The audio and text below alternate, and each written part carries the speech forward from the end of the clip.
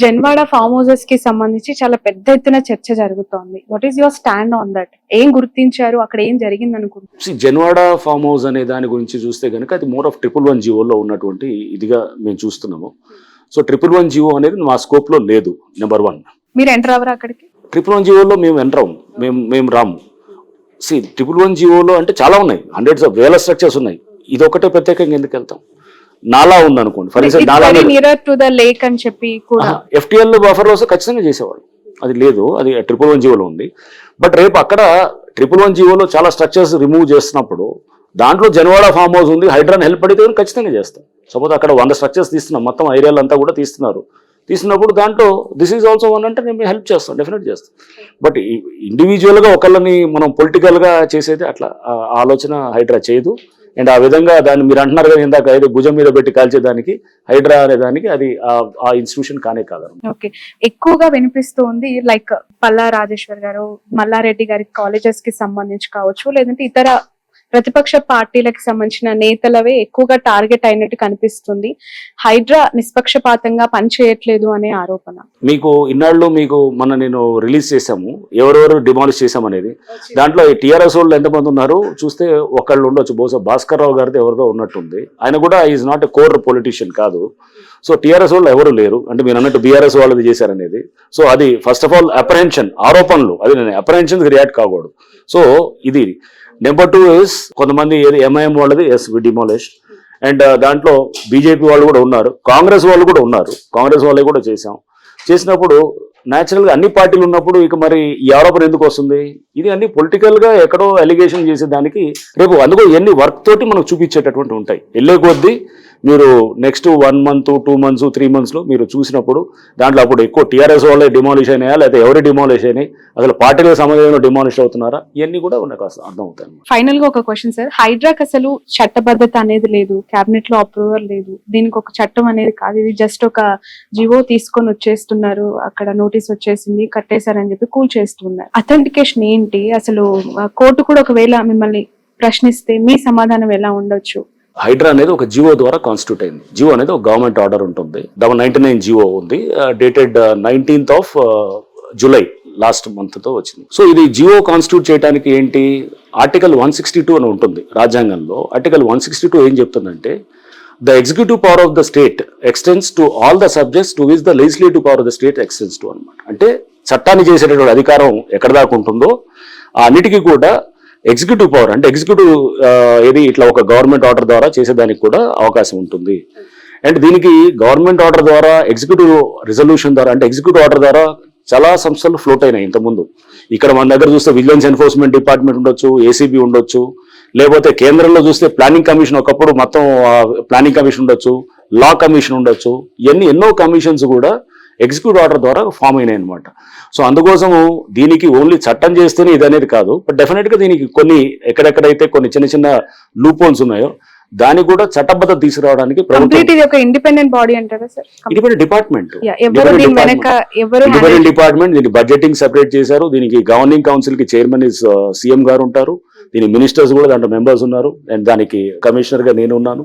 So ఇవన్నీ దీనికి ఒక జియో ద్వారా వచ్చింది అనేది చట్టం పరిధిలో రాదు అని అంటే పొరపాటు. అది జియో ఈజ్ ఆల్సో లీగల్లీ వ్యాలిడ్ ఇదనమాట, ఒక అంటే లీగల్ గా ఫార్ములేట్ అయినటువంటిది అనమాట. రైట్, విస్తరించడానికి పోలీస్ స్టేషన్స్ అన్నారు, చాలా కొత్తగా అనిపించింది sir. Finally conclude with that, ఎన్ని పోలీస్ స్టేషన్స్ ఏర్పాటు చేయబోతున్నారు, ఎంత స్టాఫ్ పెంపొందించాలని అనుకుంటున్నారు? ఒక పోలీస్ స్టేషన్ తో పెట్టాలండి హైదరాబాద్. అక్కడ కంప్లైంట్స్ ఏ రకంగా తీసుకునే అవకాశం ఉంది స్టేటస్ కోసం? అంటే ఇప్పుడు మీరు ఒకటి ఎక్కడన్నా ఒక లేఅవుట్ ఉందనుకోండి, లేఅవుట్ లో వాళ్ళు దొంగ లేఅవుట్లు వేసి, లేకపోతే ఆల్రెడీ ఎగ్జిస్టింగ్ లేఅవుట్ లో పార్కులు ఉన్నాయి దాన్ని తీసేసి ఇంకో లేఅవుట్ వేసి దాన్ని మళ్ళీ అమ్మారనుకోండి, అమ్మితే కనుక దాన్ని చెక్ చేస్తాం.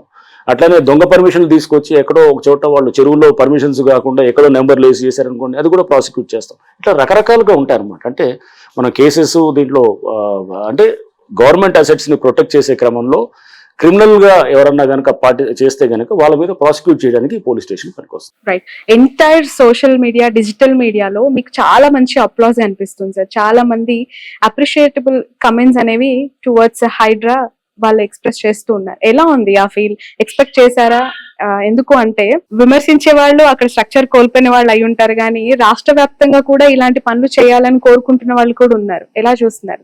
నేనేది అప్లాస్ కోసం క్రిటిసిజం కోసం నేను ఎప్పుడు పనిచేయను. అక్కడ మేము నాకు ఒక మ్యాండేట్ గవర్నమెంట్ ఇచ్చింది.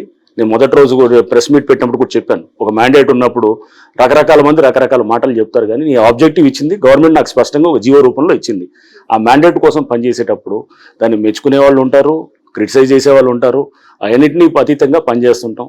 సోషల్ మీడియాలో అప్లోడ్ వస్తే గుడ్, క్రిటిసిజం వస్తే కూడా ఓకే గుడ్, దాని నుంచి కరెక్ట్ చేసుకుని మళ్ళీ పోతుంటాం. ఈ ఎంటైర్ ప్రాసెస్ లో రేవంత్ రెడ్డి గారి కమెంట్స్ ఏంటి సార్? సీఎం గారు he has given all the freedom and దీనికి కావాల్సినటువంటి మొత్తం స్టాఫ్ని బడ్జెట్ని టాప్ ప్రయారిటీ కింద తీసుకున్నారు సీఎం గారు. తీసుకొని దీనికి చాలా ఇంపార్టెన్స్ ఇస్తున్నారు. ఎందుకంటే కబ్జాలంటే రేపు భయపడాలి. అసెంబ్లీలో కూడా చెప్పారు, కబ్జాలంటే కనుక ఇక్కడ భయపడాలి, ఆ వాతావరణం తీసుకురావాలి. అంతేగాని జంగిల్ రాజ్యం నడవకూడదు.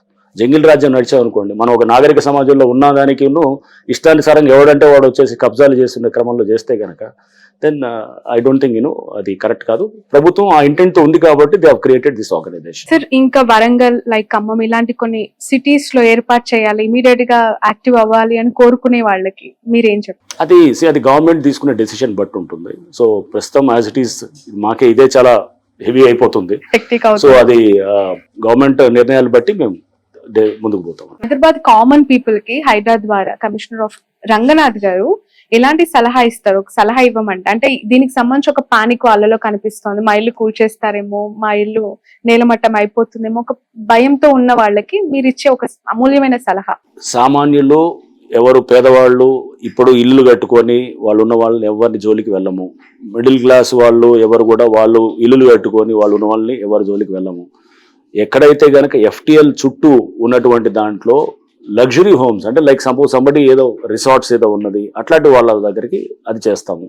అండ్ అది కూడా ఏంటి, వాటర్ బాడీస్ వరకే మెయిన్. ఇప్పుడు డ్రింకింగ్ వాటర్ బాడీస్ మనకి లైక్ హుస్సేన్ సాగర్, మన హిమాయత్ సాగర్ అండ్ గండిపేట ఉంది, దాన్ని దగ్గర చేస్తాము.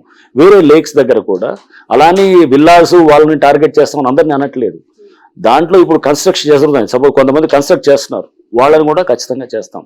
నేను విల్లా కొనుక్కుంటున్నాను, చెరువు దగ్గర కొన్నాను, ఆల్రెడీ కొన్నాను, నేను విల్లాలో ఉన్నాను, అరే జస్ట్ బికాజ్ నేను విల్లా ఇది కొంచెం ఇది మంచి, నేను కాస్త హైయర్ లెవెల్లో ఉన్నాను కాబట్టి నాది కూలగొడతారంటే అలా కూడా ఉండదు. సో దాంట్లో మనం వెళ్ళేటప్పుడు మీకు ఈ ఫార్ములేట్ చేసినప్పుడు ఏది మేము వెళ్తామంటే ఫస్ట్ ఇదండి, అంటే బేసికల్గా ఒక కమర్షియల్స్ లేకపోతే వాళ్ళ అంటే అతని ఉండడానికి కాకుండా అతను ప్లెజర్ కోసం వాడేదాన్ని ముందు టార్గెట్ చేస్తాను, లేదా అతని కంఫర్ట్ కోసం కమర్షియల్, ఇప్పుడు ఒక ఏది కన్వెన్షన్ హాల్, లేదా అతను ఒక కమర్షియల్ కాంప్లెక్స్, లేదా ఒక రిసార్ట్, లేదా ఒక సమ్ గేమింగ్ విలేజో, ఇట్లాంటి వాటిలన్నింటినీ కూడా డెఫినెట్ గా it comes with in the purview of, అంటే ఫస్ట్ ఫోకస్ చేసి నెక్స్ట్ స్టెప్ బై స్టెప్ తీసుకెళ్తూ అండ్ నాలాస్ లో కూడా, నాలాస్ పక్కన బఫర్లు ఉంటాయి, బఫర్లు దాని మీద కన్నా ముందు నాలాని బ్లాక్ చేసేది, నాలాని రివైవ్ చేయాలన్నమాట, మూసేసిన నాలాన్ని తెరిపించాలి. ఆ తెరిపించాలన్నప్పుడు దాంట్లో అన్నింటినీ మనం చేస్తే గనక మొత్తం మనం ఒకేసారి అన్ని ఫ్రంట్స్ ఓపెన్ చేయకూడదు. సో మెల్లిగా స్టెప్ బై స్టెప్ వెళ్ళి దాన్ని గ్రాడ్యువల్గా ఆ ప్రాబ్లమ్ని లీస్ట్ పబ్లిక్ రెసిస్టెన్స్ తోటి మాక్సిమం పబ్లిక్ గుడ్ చేయగలిగితే కనుక then that is what we wanted.